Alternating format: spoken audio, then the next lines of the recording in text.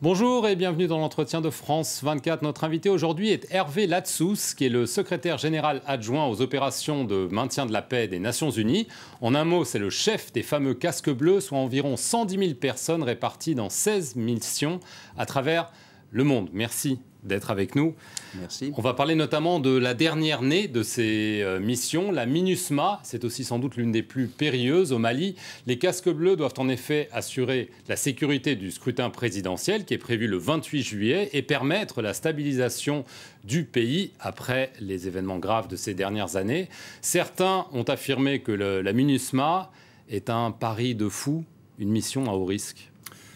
Toutes les missions sont un pari, c'est évident. Mais je crois que dans celle-ci, nous partons d'abord avec une base solide, puisque nous avons déjà plus de 6 000 militaires des pays d'Afrique de l'Ouest, de la CEDEAO, qui sont là depuis un certain nombre de mois, qui sont déjà déployés sur le terrain. J'ai pu moi-même, il y a 2 semaines exactement, à Tombouctou, voir à quel point le régiment du Burkina Faso travailler d'une façon formidable, créant de la confiance. Et la meilleure preuve, c'est qu'au cours de la semaine écoulée, plusieurs milliers de personnes déplacées qui avaient fui la région de Tombouctou sont revenues, ce qui prouve que la mayonnaise prend et que la crédibilité du processus est bien réelle. Il y aura des chaos, il y aura des problèmes, il y aura des difficultés, certains considérables, mais je crois qu'il y a une vraie volonté d'aider ce pays à se stabiliser. Alors la MINUSMA, il y a les 6200 hommes qui étaient là, qui ont revêtu le casque bleu. Elle doit monter jusqu'à 11 200 soldats d'ici à la fin de l'année, 1440 policiers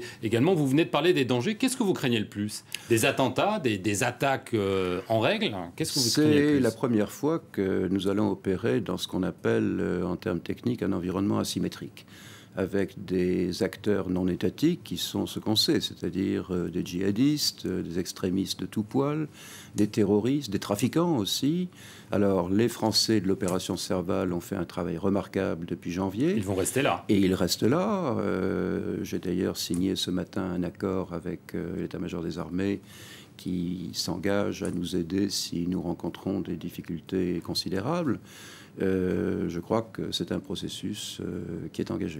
Alors, on a parlé de mandat robuste, entre guillemets, pour la MINUSMA. Qu'est-ce que ça veut dire? Ça veut dire que si vous voyez une colonne de djihadistes, vous les attaquez. Concrètement, qu'est-ce que ça veut dire un mandat robuste? Alors, ça n'est pas ce qu'on appelle par ailleurs un mandat d'imposition de la paix, comme nous en avons reçu un, par exemple, au Congo, la République démocratique du Congo, où nous créons une brigade d'intervention qui a pour mission, très formellement, de neutraliser les groupes armés. Rien de tel, là, nous n'avons pas davantage mission de mener une action délibérée contre les terroristes, mais nous avons la mission de stabiliser le pays, et chaque fois que l'occasion en surgira, de nous défendre et de protéger les civils aussi. Et de protéger les civils, car c'est l'une des raisons profondes de notre intervention. Alors, nous sommes à 2 semaines de la date théorique de l'élection présidentielle au Mali, fixée le 28 juillet. Certains parlent de fétichisme, une espèce de volonté notamment de la France d'imposer cette date à tout prix. On sait que l'élection ne sera pas parfaite.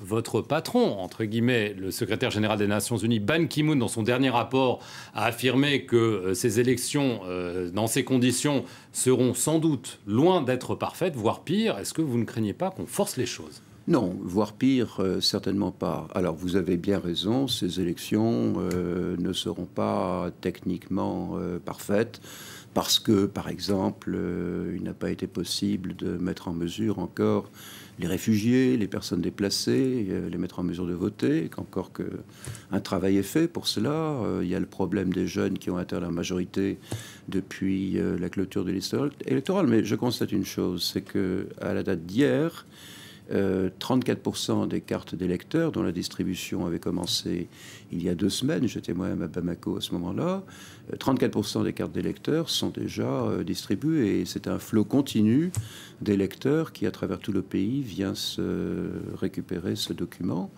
Donc je crois que voilà, les élections auront lieu. Une fois. Pour vous, vous êtes je pense qu'il y a affirmatif. C'est la décision du gouvernement malien. Et nous faisons tout ce que nous pouvons, dans la mesure de nos moyens, évidemment, pour faciliter les élections sur un plan logistique. À Tombouctou, j'ai vu que nos avions avaient déjà acheminé les isoloirs, les urnes électorales. Nous acheminons les bulletins de vote quand ils sont imprimés.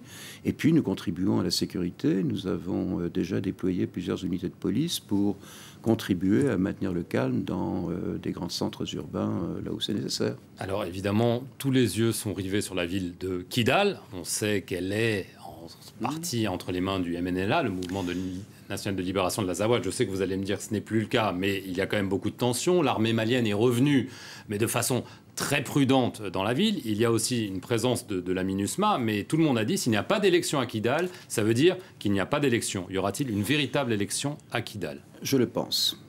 Il faut d'abord relativiser. Kidal, c'est 10 000 électeurs au grand maximum. Mais c'est important symboliquement. Tout le monde le dit. Il faut que les élections se passent également dans ce centre. Alors, regardons simplement ce qui s'est passé en l'espace de 4 semaines.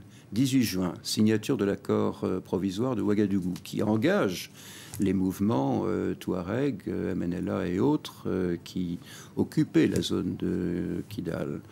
10 jours plus tard, accord sur le cantonnement des groupes armés, justement, dont je parlais à l'instant, qui a permis le retour d'abord de l'armée malienne, dans un contexte où il y avait déjà une présence des Nations Unies, il y avait la présence des Français de Serval, il y avait la présence de casques bleus béninois, et le dernier élément, ça a été hier, le retour du gouverneur de Kidal avec son administration. Un retour express, hein. Il a juste fait un aller-retour, il y a des manifestations quand même tous les jours contre la présence de l'armée malienne. Mais ses collaborateurs sont restés, et donc c'est un processus.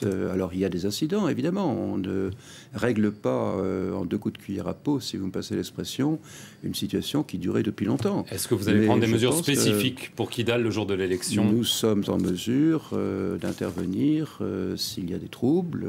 Il faut vraiment maintenir l'ordre, et puis après ce sera un processus il faudra discuter de la réconciliation, mais ça sera une étape ultérieure. D'accord.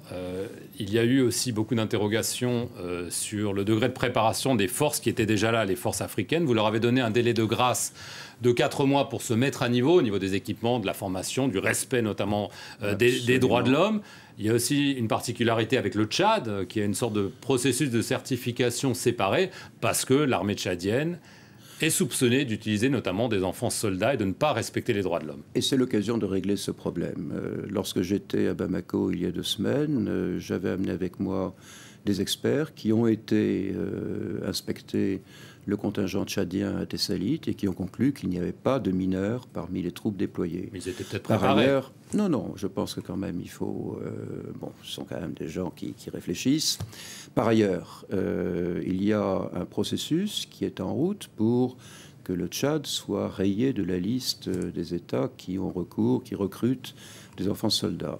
Il y a un certain nombre de mesures qui ont été agréées par N'Djamena, qui doivent être prises rapidement. Et je pense que c'est l'occasion pour tout le monde, et d'abord pour le Tchad lui-même, de régler ce problème. Pour les autres, il y a des formations qui sont engagées. Il y a surtout, un de mes soucis, c'est les niveaux d'équipement de ces bataillons.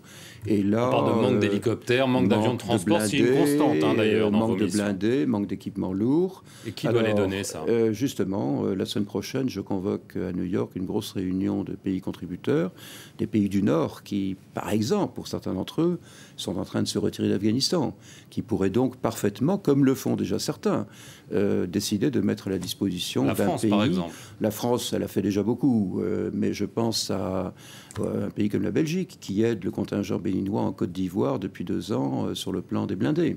Donc je pense qu'il y a toute une série de formules qu'il va falloir vraiment regarder de près.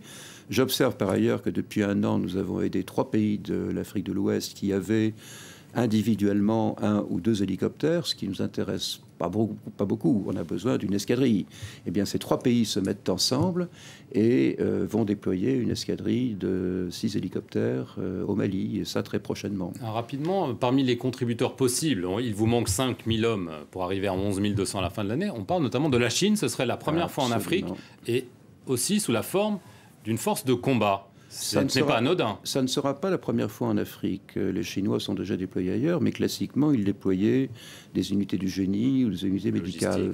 Pour la première fois, ils ont décidé de déployer également une compagnie de soutien, c'est-à-dire une unité combattante. Et je crois que c'est une évolution qu'il faut absolument souligner. C'est très important. Mais nous aurons également le Bangladesh, nous aurons également le Népal, nous aurons également le Cambodge, nous aurons également le Honduras. Vous aurez suffisamment de troupes. Donc, je pense que d'ici la fin de l'année, on devrait arriver à peu près à être dans la zone. Très rapidement, la situation en République démocratique du Congo. Dans l'Est, les milices sont toujours là. On accuse la MONUSCO depuis des années d'être impuissante, d'être incapable de faire régner l'ordre. C'est considéré souvent comme un des plus grands échecs des missions de la paix. Je crois que la donne a changé lorsque cette année, les pays de la région ont signé ce qu'on appelle l'accord cadre. Un accord qui comporte des engagements congolais, des engagements sur la réforme de l'armée, la réforme du secteur de la sécurité, la réforme de l'administration dans les provinces de l'Est, et tout cela est engagé.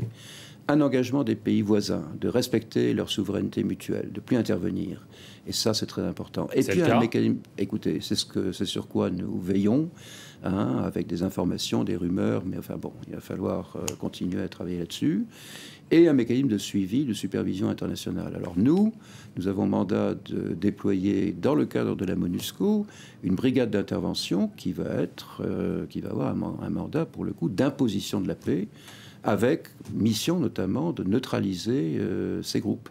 Et je crois que cette brigade devrait être opérationnelle début août.